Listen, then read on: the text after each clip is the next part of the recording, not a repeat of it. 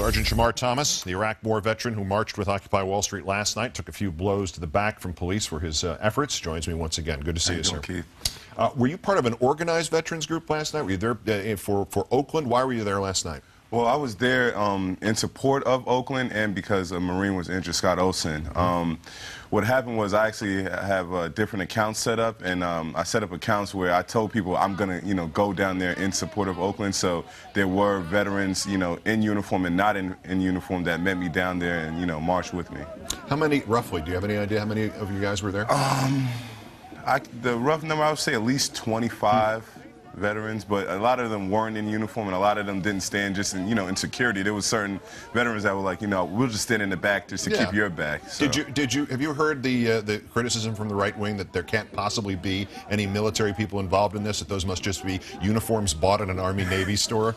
That has been a really big deal, especially over the internet, that we're all fake veterans, that we were there and planted. But my whole family has served. I have served. I don't lie about my service. And the veterans that were down there are true veterans and have a lot of them have served in the Iraq and Afghanistan wars. I was a little confused, and I'm sure you're even more so having been there. I was a little confused at the police response last night because there seemed to be two different parts of it. They seemed to be just as willing to crack batons, as you would know much more than I. But at the other part, they did not succeed in stopping the protesters from going on the street without a pre-planned schedule and permit and everything else. So they were they being like very concerned about the small details of individual people, but not that concerned about the whole march? Well, what happened initially was that the people that were out there, we were peacefully protesting, honestly, staying on the sidewalks, and say somebody would slip off the sidewalk. I saw a police officer, push a man down for, slipping on the street. And so what happened was there were different acts of brutality from the police, and people decided that we were just going to take it to the streets. And that's where the street came from, just the brutality. And honestly, being there and seeing what was going on, I even stood in the street and told people, hey, guys, get on the sidewalk, get on the sidewalk. We don't want any of this. And when I saw the police continue, they started bringing out the nets. Everybody's like, what are these nets for, and different things like that.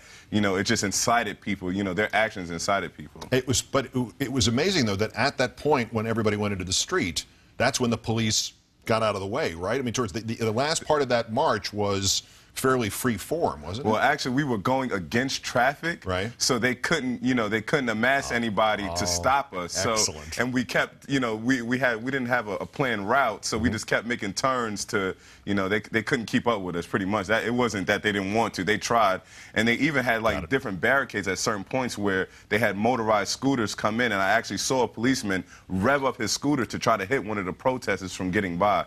So the actions out there last night it was unbelievable. Yeah, they didn't back off. They just failed, essentially. They just failed. All right. Well, and to that point, there's some level of people not listening that we've seen throughout this at many different stages, from mayors to presidential candidates to all sorts of others. The NYPD Sergeants Union threatened to sue people if anybody gets hurt. That's one of the craziest sounding things I've ever heard. What's your reaction to it? My reaction to it is, if you're willing to sue people, you should be more willing to, do your job more professionally. Not to say that all cops aren't professional, but what I saw last night just reaffirmed why I do what I do and why I'm speaking out. Because honestly, I thought that what I said would have an effect, honestly, because it got so much attention. But to see the faces of anger on these cops just hitting people, I had to, I stood in front of some protesters there. I saw like women, and I stretched my arms out, and the cop just started beating me in the back, and I was holding the protesters back. So, to be a part of that was like, come on, is this really professionalism? Is this really what you're really out here doing? It's unbelievable. They will be the last to hear you, but everybody else has already, so congratulations on that, and be of good cheer with the rest of it. Sergeant Shamar Thomas, the Iraq War veteran who's now defending his countrymen at Occupy Wall Street from the NYPD. Thank you, sir. Thank you.